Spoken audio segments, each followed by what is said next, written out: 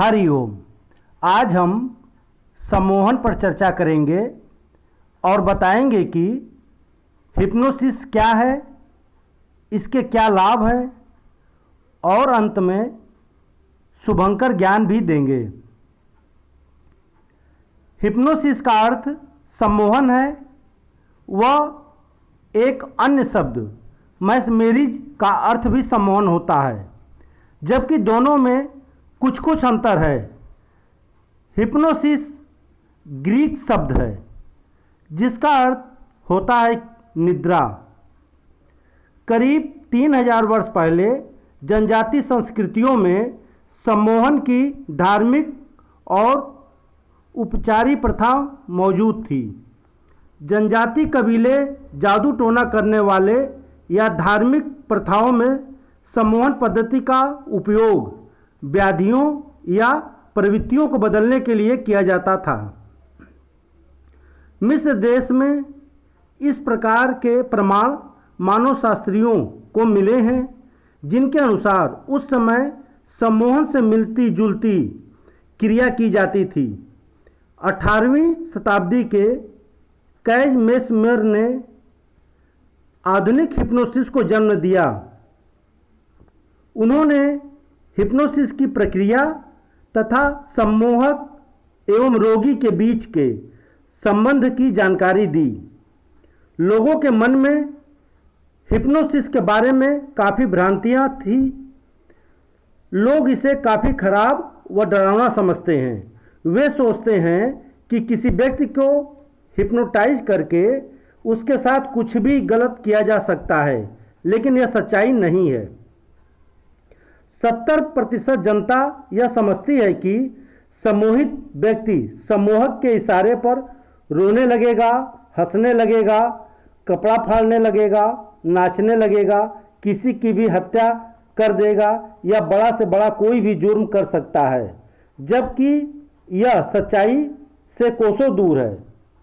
विश्व के कई देशों में हजारों वर्ष पूर्व से इस विद्या पर अमल किया जाता रहा है और आज तक विश्व में एक भी ऐसा उदाहरण नहीं है कि किसी को भी सम्मोहित कर उससे कोई गलत कार्य कराया जा सका है। सम्मोहन को सबसे खराब दिखाने एवं डरावना बनाने में सबसे बड़ा हाथ टीवी सीरियल एवं सिनेमा को जाता है।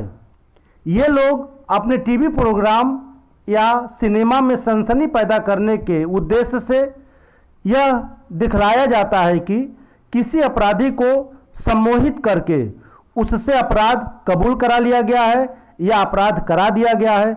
अगर सचमुच ऐसा होता तो सीबीआई या सीआईए या रा या पुलिस महकमे में आरक्षी पदाधिकारी कम, सम्मोहक अधिक होते, जिनके द्वारा अपराध कबूल कराकर हत्या का शस्त्र या सबूत बरामद करा लेते और देखते देखते अपराधी को सजा हो जाती।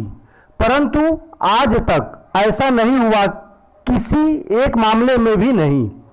सम्मोहक क्रिया को जानने वाले यह जानते हैं कि हिप्नोसिस के दौरान व्यक्ति का अवचेतन मन अधिक सतर्क रहता है और वह कोई भी ऐसा कार्य नहीं कर सकता या कोई भी ऐसी बात नहीं बतला सकता जो उसके इच्छा के विरुद्ध हो। बीमारी पर वर्षों रिसर्च के पश्चात यह निष्कर्ष निकली कि व्यक्ति का अवचेतन मन एवं रोग व्याधियों में आपसी गहरा संबंध है। विश्व युद्ध के पश्चात हिप्नोसिस का अत्यंत सफल उपयोग हुआ। विश्व युद्ध में विस्फोट एवं धमाकों में सैनिकों में उपजे मानसिक सदमे का इसमें अत्यंत सरल उपचार किया गया है। सन 1955 में ब्रिटिश मेडिकल एसोसिएशन ने हिप्नोसिस शिक्षा को मेडिकल विद्यालयों में शामिल कर लिया। हिप्नोसिस व्यक्ति के अचेतन मन पर गहरा असर करती है। हिप्नोसिस दो प्रकार से की जाती है। पहला स्वयं अर्थात सेल्फ हिप्नोसिस, दूसरा अन्य की हिप्नोसिस।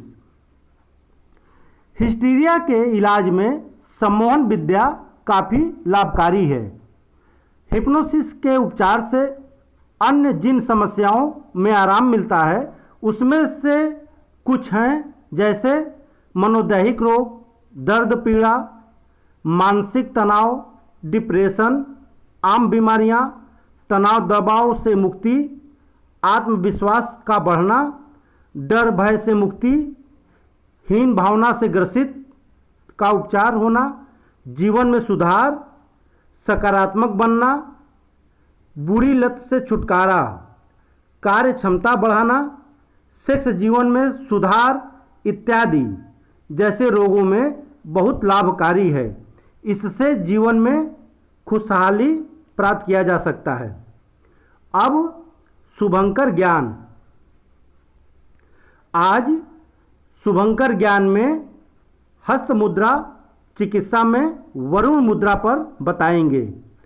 चित्र के अनुसार 30 से 40 मिनट तक कानी उंगली को अंगूठे से मिलाने पर शरीर की त्वचा चमकदार एवं मुलायम बनती है, शरीर का रूखापन नष्ट होता है, दाद खाज खुजली, चर्म रोग, रक्त में कोई दोष एवं शरीर में जल तत्व की कमी को दूर करता है, मुहासों को नष्ट कर चेहरे को सुंदर बनाता है, कोमल बनाता है।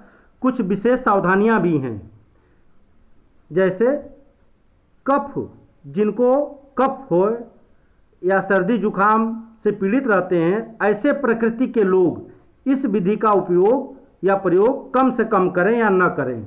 हरिओम।